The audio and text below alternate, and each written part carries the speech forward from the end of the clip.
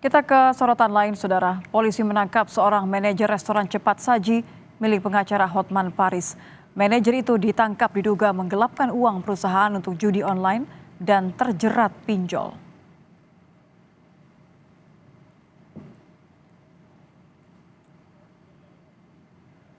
Inilah rekaman CCTV aksi manajer restoran yang membobol loker yang berisi uang jutaan rupiah. Tercatat pelaku telah menggelapkan uang sebanyak 3 kali dengan total kerugian mencapai 172 juta rupiah. Selain melaporkan ke pihak kepolisian, kasus ini pun diunggah oleh Hotman Paris melalui akun media sosialnya. Setelah mendapatkan laporan, aparat Polresta Bogor Kota mengejar dan meringkus pelaku di Purbalingga, Jawa Tengah. Pelaku mengaku memakai uang tersebut sebagian untuk bermain judi online dan menutupi utang.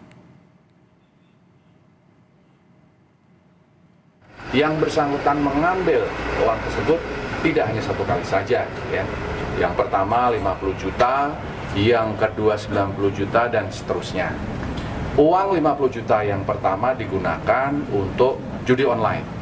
Kemudian 90 juta dan seterusnya itu digunakan untuk membayar hutang, diantaranya hutang untuk judi online tersebut. Dan juga untuk membeli motor, membeli laptop, membeli handphone, dan lain sebagainya.